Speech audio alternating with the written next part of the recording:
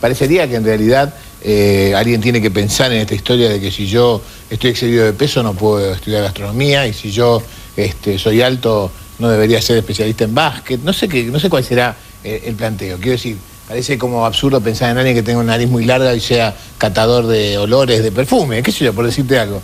Y sin embargo, ¿por qué no? ¿Por qué no pensar que quizás esto es lo que hace de vos, quizás mañana, una buena especialista en gastronomía? Por eso, porque sabés del punto, digo yo, ¿no? Quizás un buen gourmet. De hecho, los chefs, la mayoría de los chefs del mundo son bastante gordos, en realidad. ¿Por qué tomarlo como un descrédito, en todo caso, ¿no? Quizás el complejo no tiene nada que ver con el defecto, no tiene nada que ver con la característica, no tiene nada que ver con aquello de lo que estamos acomplejados. Porque vamos a suponer que en realidad mi fantasía es que cada uno de nosotros debería ser perfecto. Vamos a suponer que yo creo que cada uno debería ser perfecto. Y entonces ahora yo me comparo con esta perfección que no tengo. Y cuando me comparo con la perfección que no tengo, me encuentro defectuoso. Defectuoso en relación a esto que debería supuestamente ser. Desde este lugar, a veces puedo cambiar esto que me falta para parecerme a esto que es la perfección, y otras veces no. ¿Cómo podría yo cambiar esto? Si ser perfecto de alguna manera es medir 1,72 y yo mido 1,54 o mido 1,95, ¿qué podría hacer, no? Para ser perfecto. Entonces estoy condenado a la imperfección. Esta condena a la imperfección, esto es la generación del complejo. Cuando uno busca la palabra complejo, encuentra 2 o 3 significados. Uno que es el de complicado, complejo en el sentido de difícil, intrincado, difícil de acceder, ¿no? Algo complejo es algo difícil y dificultoso, pero también un complejo turístico, un complejo habitacional, un complejo de estructura, es un lugar que tiene varios lugares, varios espacios, varias cosas conectadas entre sí, y ese es el complejo. Muchas cosas conectadas entre sí. Si nosotros tomamos un individuo y alrededor de él ponemos un montón de cosas conectadas entre sí y que tienen todas conexión con él, son de diferente tamaño, de diferente intensidad y de diferente valor, pero están todas conectadas entre sí, y él está en el centro rodeado de estas cosas, y todas estas cosas están conectadas entre sí, podemos pensar que estas cosas, si producen un sufrimiento en esto, se constituyen como un complejo. Y entonces, bueno, ¿qué son estas cosas? Digamos, ¿qué tiene que pasar para que un complejo se determine en un complejo? La primera es, tiene que haber una característica de este individuo que sobresalga. Tiene que haber algo que sobresalga. Quiero decir, que se note. Quiero decir, que otros lo vean. Quiero decir, que quede en evidencia para afuera. Alguien me va a decir, bueno, puede ser que no, puedo estar acomplejado por algo que no sobresalga.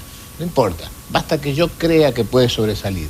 No es necesario que sobresalga específicamente, bastaría con que yo crea que puede sobresalir. Esto que sobresale tiene que ser además algo que sea desagradable para el afuera, que sea rechazable para el afuera. Alguien puede decir, bueno, pero yo estoy acomplejado de cosas que no son tan desagradables para los demás como son para mí. No importa, basta que yo crea que sea desagradable para afuera.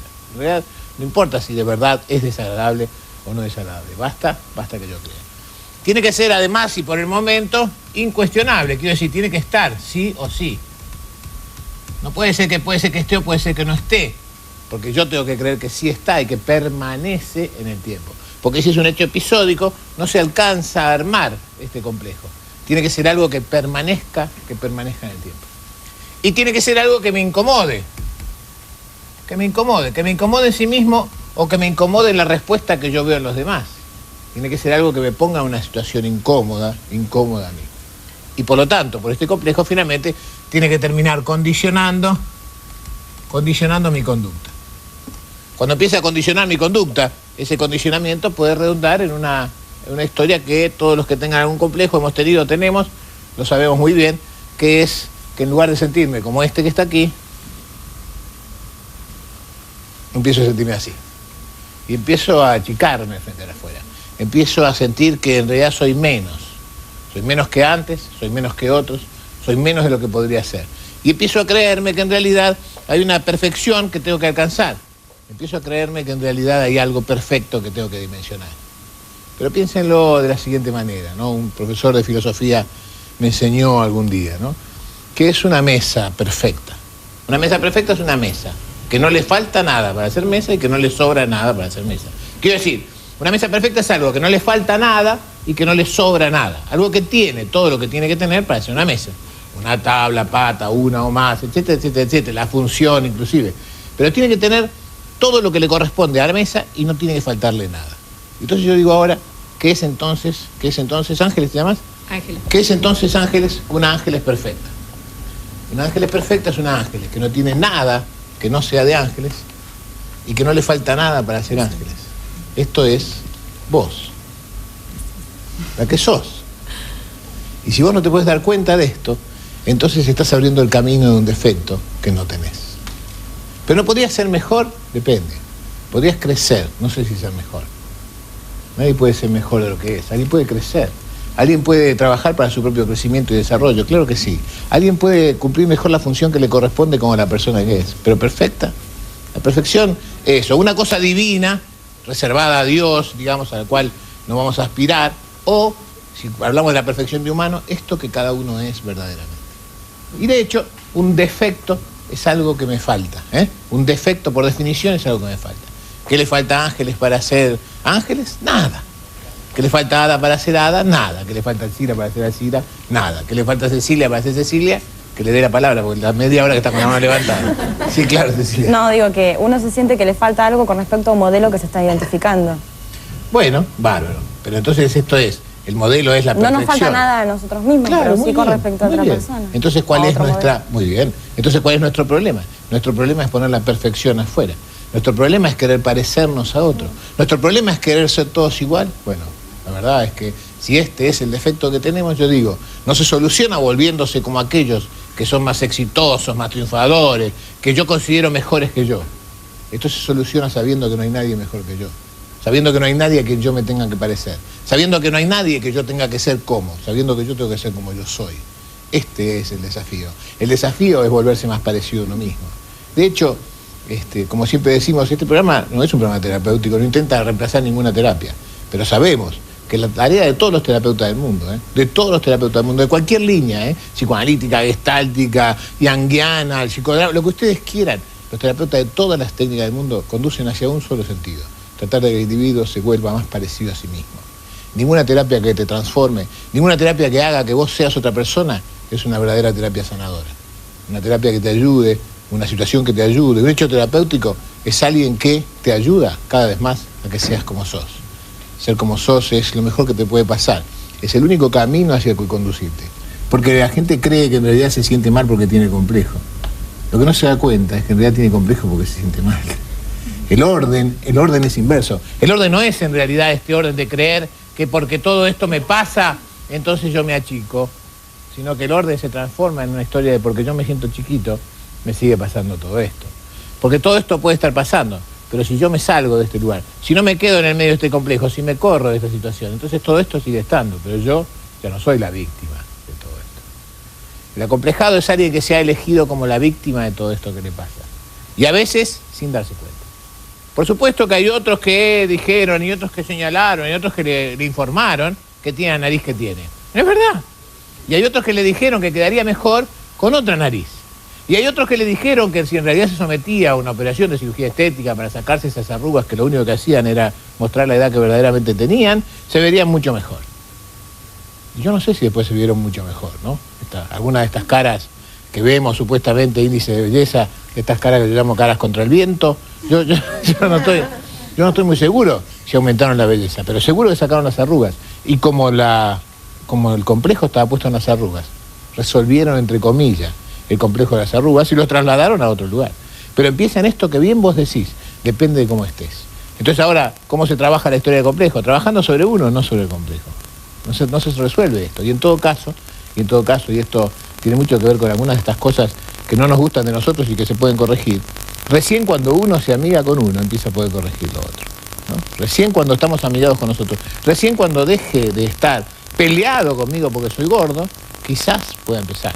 Quizás, digo yo, ¿no? Quizás ni siquiera en ese momento. El punto está en que yo creo que podemos escuchar lo que los otros dicen y que sería bueno escucharlo. Sí. El tema está en cómo hacer para jerarquizar eso más que en mi propia mirada. Exacto. Y una cosa es que alguien me diga, che, te veo más gordo, che, te veo más flaco, che, qué mal te queda cuando engordás, che, qué bien que te queda cuando adelgazás.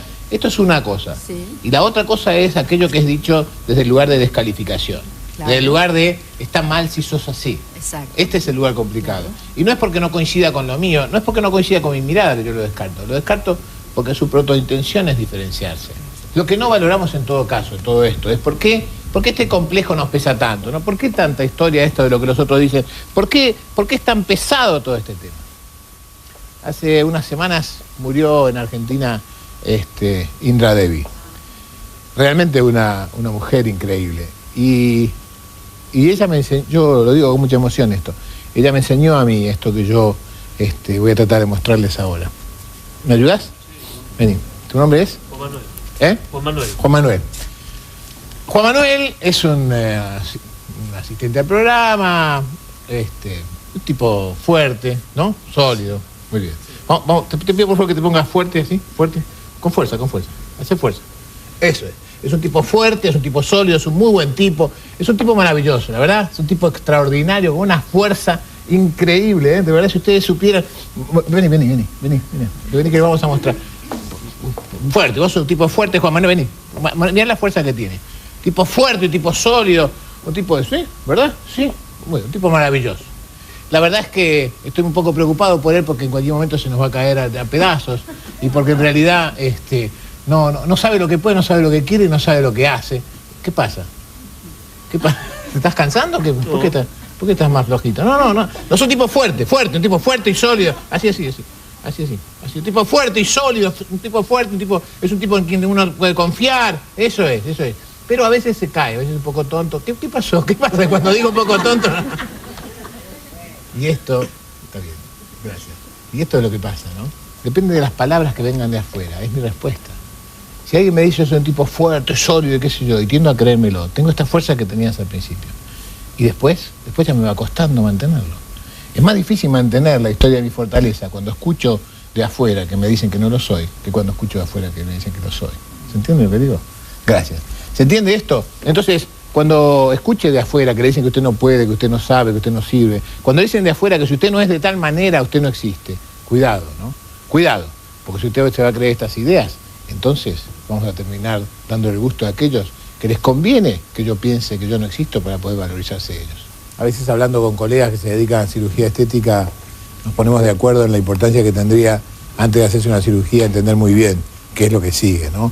Entender muy bien cuál es el cambio que se busca, ¿no? Muchos colegas cirujanos tienen por costumbre pedir consultas terapéuticas antes de hacer una cirugía y me parece que de verdad es una muy buena idea, ¿no? Porque el tema está en esto que está aquí en el gráfico, ¿no? Dijimos que en realidad el complejo es un montón de cosas, es un montón de situaciones que giran alrededor de la persona. Pero si antes de corregir, si antes de que yo pueda cambiar esto que sobresale de alguna manera, si antes que yo pueda cambiar esto que yo creo desagradable, si antes de esto yo simplemente lo saco, yo puedo sacar esto que sobresale, pero no cambió nada, no cambió nada. La verdad es que antes de sacar esto que sobresale, habría que poder rescatarse uno, habría que poder volver a recuperar la relación conmigo, habría que poder recuperar mi tamaño normal, habría que poder saber que yo soy como soy. Y después puedo hacer todos los cambios sobre mí que quiera. Psicológicos, físicos, estructurales, puedo dedicarme a otra cosa, puedo vestirme de otra manera, puedo hacer el cambio que yo decida hacer en mí. Pero que ese cambio no provenga de que en realidad yo no sirvo así como soy. Que el cambio provenga de mi deseo de hacer otras cosas, de mi deseo de buscar otros caminos. Lo que le pasa a Marcela de Lanús es que de alguna forma ella ha sacado todas estas cosas, pero no ha modificado la estructura. El verdadero problema no es esto que sobresale. El verdadero problema es el condicionamiento que esta característica conduce, la incomodidad que esto me produce y lo desagradable que yo veo. No es ni que sobresalga a este punto de lo que no me gusta, ni que sea incuestionable que lo tengo. Ninguna de las dos cosas. En un momento determinado, yo consigo, si de verdad me ocupo de esto, que esta diferencia que yo tengo con los demás, que esta manera mía de ser en el mundo, cualquiera que sea, deje de condicionar mi conducta. Dejo de impedirme a mí mismo hacer cosas o ir a tal lugar o decir tal cosa porque en realidad soy así o tengo esto o no soy de tal manera. Y entonces dejo de condicionarme a mí mismo por esta característica que tengo. Y cuando dejo de estar condicionado por esta característica que tengo, entonces esta característica ya no me incomoda más. Y como no me incomoda a mí, entonces dejo de considerar que tener esta característica es desagradable. Cuando todo esto pasa, yo recupero lo que soy. Pero esta característica que sobresale, tus anteojos en este caso, tu miopía en este caso, sigue estando. Y esta incuestionabilidad de que tenés anteojos y yo los veo, y que sos miope y yo los veo, sigue estando. Pero ahora, fíjate cómo el lugar que ocupo es otro, ¿no? Fíjate cómo ahora soy yo, con estas características, ¿no? Soy yo. Y la verdad es que no hay ningún complejo, no hay ningún lugar donde quedarse, no hay ningún lugar donde sentirse encerrado. Y ahora, aunque vengan a decirme y nos hagan el juego que yo le hacía a nuestro amigo hace un rato de sos fuerte, sos débil, sos fea, sos lindo, ahora ya no tiene ninguna importancia. Porque ahora ya sabés quién sos y que está bien que seas quien sos. Genera un mecanismo que se llama la profecía que se autorrealiza, ¿no? El acomplejado, el que va hacia el complejo, la manera de ir hacia el complejo es, ay, mirá si me pasa esto que yo llego y nadie me habla. Y ahora entra, se esconde en un rincón, se pone detrás del biombo, asoma la cabecita así, por supuesto que nadie le habla. Y cuando sale de casa dice, yo sabía que nadie me iba a hablar. Esto es acomplejado. Acomplejado también es el que produce esta historia, el que produce esto. Acomplejado es el tipo que entra porque tiene granitos en la cara y vive acomplejado por esto, y cuando se enfrenta con ella, se enfrenta así. Y entonces dice, ¿qué me mirás? Y claro que el otro te mira. Si vos estás haciendo estas cosas, si vos estás dedicándote a llamar la atención sobre esto, ¿cómo no te va a mirar? Vos te estás ocupando, porque en realidad te molesta más no confirmar lo que habías pensado que iba a pasar que darte cuenta que esto temido de verdad no pasa. Entender que yo soy mejor en lo que soy mejor y que no soy mejor en lo que no soy mejor. Entender que eso determina que yo sea quien soy y que esto que sea quien soy determina que alguien en el mundo, alguien, por lo menos uno, voy a encontrar que le gusta que yo sea como soy. Si yo puedo encontrar a alguien que le gusta que yo sea como soy, ¿por qué? ¿Por qué voy a estar tratando de ser lo que a ese que no le gusto así quiere que sea? Yo lo que creo es que hay que entender que el complejo es la consecuencia y el síntoma de otra cosa que pasa por detrás, que es la mala relación que tengo conmigo. Es por esto que a veces, como los complejos duelen de verdad y ocasionan dolores importantes, sufrimiento verdaderamente, a veces darse cuenta de estas cosas alcanza. Y otras veces hace falta hacer una consulta profesional. Ustedes saben, este programa ni recomienda, ni avala, ninguno de la gente del equipo toma pacientes. Lo que quiero decir es, si esto es un dolor, si esto es un sufrimiento, habrá que animarse a veces a entender que quizás solo no puedo salir. Quizás pueda necesitar ayuda por un tiempo, aun cuando sea por un complejo, ¿no? Bueno, ¿tenemos un cuento para la despedida de hoy? Tenemos un cuento dedicado a vos, Gaby. Ay, bueno. Ya que hiciste esta pregunta, gracias. Vamos a dedicar un cuento a Gaby. Este cuento habla de un joven que fue una vez a ver a un maestro. Estaba muy angustiado, quizás muy acomplejado, siguiendo los términos de hoy. Decía que en realidad él creía que nadie lo valoraba, que nadie lo quería, que nadie le daba importancia. Tenía problemas con su novia, sus padres le decían que él era un inútil, que no servía para nada. Y entonces iba a pedirle ayuda al sabio, que funcionaba en los pueblos como una especie de terapeuta, como una especie de psicólogo, como una especie de ayudador, digamos así, de problemas. Y entonces el maestro le dijo, me encantaría ayudarte, pero en este momento no voy a poder, porque tengo un problema muy serio, tengo que pagar una deuda y no tengo el dinero. Así que lo único que podemos hacer es esto. Si vos me ayudás primero a mí, después yo te ayudo a vos. El muchacho se sintió otra vez postergado, otra vez sintió que para el maestro tampoco valía nada. Dice, ¿de qué se trata? Dice, mira, tengo este anillo, me dijo, y tengo que venderlo. Así que te pido por favor, andate hasta el mercado y conseguime por él 3 monedas de plata. No lo vendas por menos de 3 monedas de plata porque eso es lo que necesito para pagar la deuda. Bueno, maestro, se montó arriba del caballo y se fue hasta el mercado. En el mercado los mercaderes empezaron a negociar con él qué tenés para vender y qué sé yo. Y a la hora y media volvió el hombre joven a decirle, maestro, no pude venderlo, me dijiste que no. Conseguí una moneda de plata y un cacharro de bronce, pero como me dijiste menos de 3 monedas de plata, no me animé a venderlo, así que lo lamento no haberte podido ayudar. Dice, no te preocupes. Lo que pasa es que tampoco sabía cuánto valía para tomar esta decisión. Dice, claro, tenés razón. Es importante saber cuánto vale. Haceme un favor, andate al joyero que está en la otra dirección, te va a tardar 20 minutos, y preguntarle al joyero cuánto vale. Decile que yo tengo que venderlo, pero de todas maneras te ofrezca lo que te ofrezca, no se lo des, volvé a mí a contarme. El hombre fue hasta el joyero miró la joya, miró el anillo y le dijo, bueno, la verdad que es un anillo maravilloso, si el maestro tiene mucha urgencia de venderlo, puedo pagarte por él 70 monedas de oro. Si nos das un poco de tiempo, quizás podría conseguir un poco más. Un poco más, dijo él. Volvió al maestro y dijo, maestro, no solo 3 monedas de plata, me dijo 70 monedas de oro, esto equivalía casi a 300 monedas de plata. Vale mucha plata. Dice, claro, dijo el maestro, esto es lo que te pasa. Vos estás haciéndote evaluar por cualquiera, en lugar de hacerte evaluar por alguien que sepa cuánto vales. ¿Por qué no vas a que alguien que sea capaz de apreciar la joya que sos pueda de verdad evaluarte? Diciendo esto, se puso de nuevo el anillo en el dedo que nunca quiso vender. Ojalá usted entienda su desprecio, su menosprecio, la falta de valor que usted tiene, hace que usted crea que vale una moneda de plata y un cacharro. Usted vale mucho más que una fortuna de monedas de oro. Ojalá se entere.